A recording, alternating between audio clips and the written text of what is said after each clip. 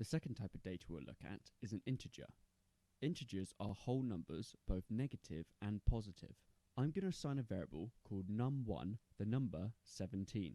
I can print out this variable in a print statement.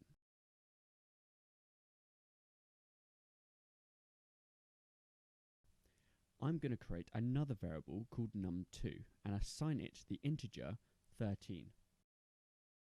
I can print them both separately in a print statement using a comma.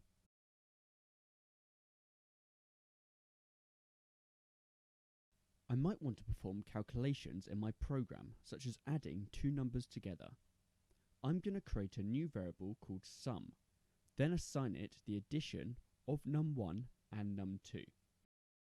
If I print out the variable sum, you can see it will output the result of my addition.